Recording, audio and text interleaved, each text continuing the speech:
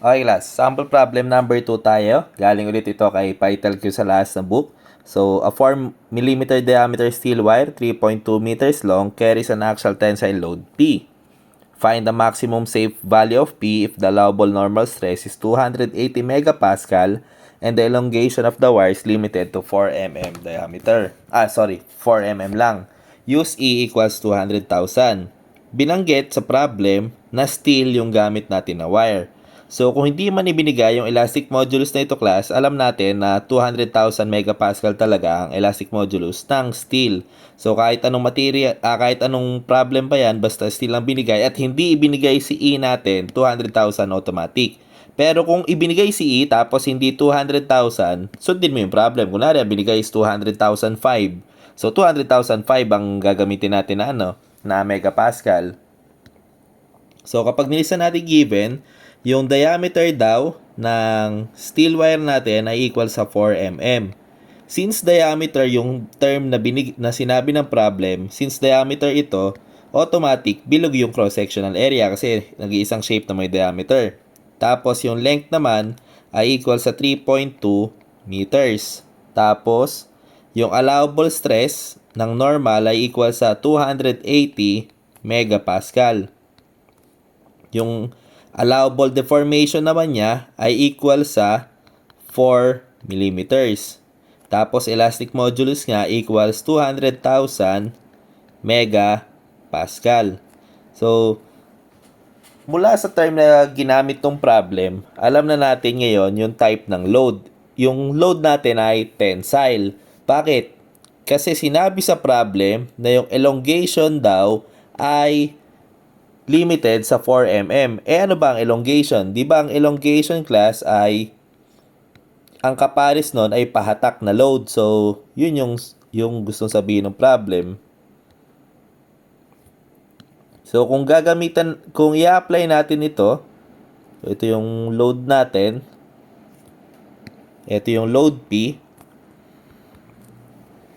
Ang sabi, allowable stress daw niya sa normal stress ay 280 megapascal para hindi mangyari ito.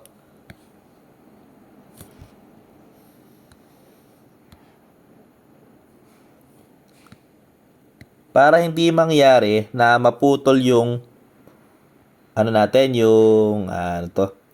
yung steel wire natin.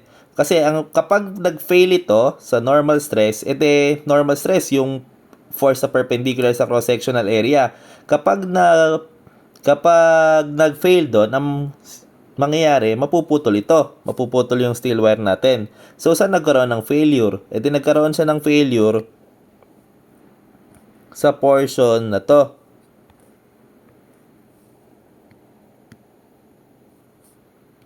Dito, class, sa portion ng cross-sectional area. So, nagkaroon siya ng failure dyan.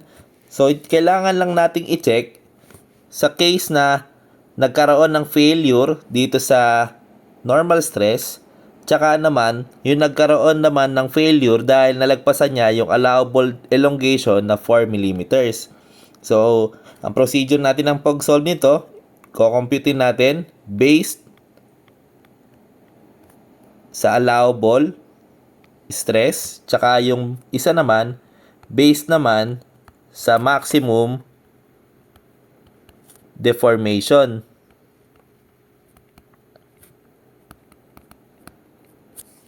So, doon muna tayo sa base sa maximum allowable stress. For normal stress ay equal sa P over A.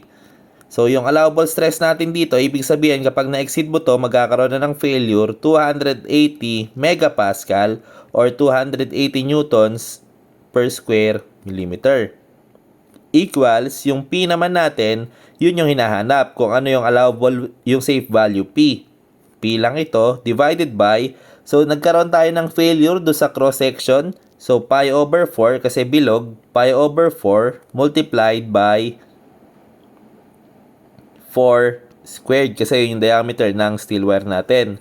So, yung P natin ay equal sa 280 times pi over 4 times 4 squared. Ito ay equal sa 3,518.583 newtons. So, ito yung first natin. Ito yung safe value P based lang sa allowable normal stress. So, i-check naman natin ito based naman sa deformation or sa elongation. So, ang formula natin, deformation ay equal sa PL over AE. Binigyan tayo, ang sabi, ang maximum daw na elongation ay 4 mm. Nasabi natin na maximum kasi sinabi limited. So, kung hanggang 4 mm lang, ipapalit natin sa deformation natin 4 mm para ma-maximize natin yung P. 4 mm equals P kasi yan yung hinahanap. Tapos yung L natin ay 3.2 meters, so 3,200 millimeters divided by cross-sectional area natin, pi over 4, multiplied by 4 squared, multiplied by elastic modulus natin na 200,000 newtons per square millimeter. So, yung P natin ay equal sa 4 times pi over 4 times 4 squared times 200,000 divided by 3,200. Ito ay equal sa 3141.59 newtons. So, ang hinahanap lang ng problem, kung ano yung safe value P natin. So, ang safe value P natin syempre dyan ay yung mas maliit. Kasi kapag nalagpasan natin ito, kapag nalagpasan natin yung 3,141, subukan mo ito, ipalit mo rito sa P na to. Ang lilitaw lang dyan, itry natin, ay equal sa 3141.59 divided by yung area natin na pi over 4 multiplied by 4 squared. Ang stress lang natin na maabot ay 3141.59 divided by pi over 4 times 4 squared. Ang maabot lang natin ay 249.9998 megapascal. So, kung i-explain mabuti, kapag ito yung load na naabot natin, ang stress pa lang sa steel wire natin ay roughly 250 megapascal. So, since ang allowable nito, ang capacity ng steel wire natin ay 280, hindi pa masisira. Kasi yung allowable mo na 280 ay mas malakas pa dun sa actual, dun sa 250, kung ito yung load. Pero balik na rin naman natin, class. Ang gamitin natin na ito, gagamitin natin dito, i-compare natin sa deformation doon. So, gawin natin, class, deformation equals 3518.583 multiplied by 3,200 divided by pi over 4 times 4 squared multiplied by 200,000.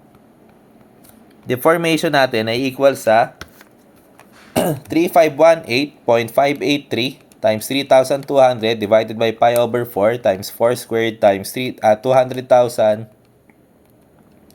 Ito ay equal sa 4.479 or 48 mm. So, makikita mo, kapag ito ang nag-govern, kapag sinabi natin na ito ang gagamitin natin, malalagpasan niya yung sinabi ng problem na allowable na elongation. So, masyadong hahaba. Kasi ang allowable mo lang, 4 mm, ang naging actual na, na deformation mo ay 4.48. So, ibig sabihin, nalabag mo ito, yung sinabi ng problem na allowable. Kaya dapat, ang goal kasi natin, hindi ito malabag, hindi mo rin ito malabag. So, para mangyari yon, para wala tayong ma-bypass na binigay ng problem, dapat yung mas maliit ang kukuhanin natin. Kasi kapag ito ang ginamit mo, okay lang dito. Kapag ito ginamit mo, syempre, okay lang din doon sa 4mm kasi doon natin pinalitaw yan. Kapag ito ginamit mo, hindi nga mag-fail sa 280 megapascal, kaya lang mag-fail ka naman doon sa mag-exceed ka doon sa limitation na elongation. So, ang sagot talaga diyang class ay ito, 3141.59.